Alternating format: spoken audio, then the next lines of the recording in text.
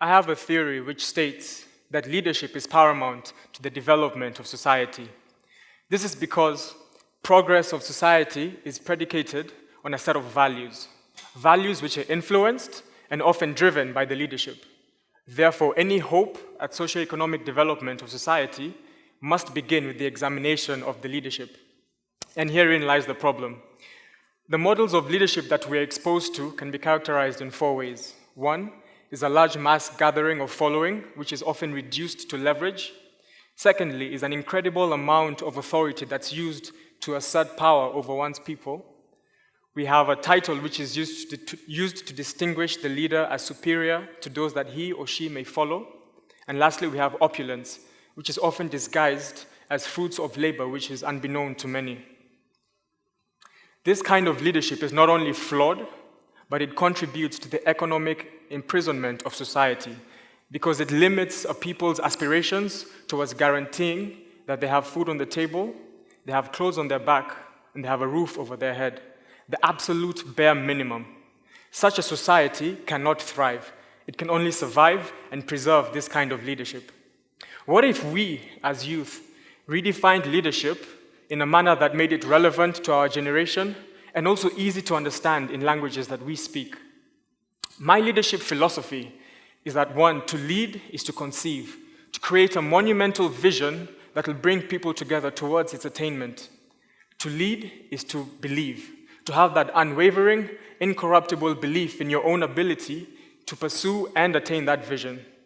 To lead is to achieve, to hold yourself accountable as the leader to a set of results which can be used to measure your effectiveness in your position of leadership. And finally, to lead is to give, to reinvest the knowledge, skills, experiences, and relationships. That way, when your time in leadership ends, there's no leadership vacuum. This form of leadership not only changes the past, but it empowers the people due to its visionary nature. Because whereas before our leaders confined us to what we need, this kind of leadership will inspire us and create the freedom and creativity we need to explore what we want, whether that's excellent education, national cohesion, economic prosperity for all, or even award-winning innovation. The possibilities are limitless. Furthermore, these 4 new levels of leadership are ingrained in our inherent nature as millennials. We all know that for us, we pursue a purpose which will set our soul on fire.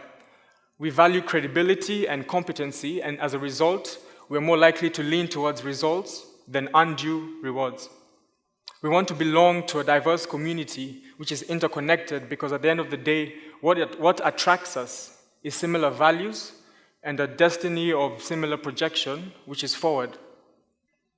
As youth sitting in this room and those who will find outside these doors, we have the opportunity to write a script which can play out for the next 50 years and perhaps even longer.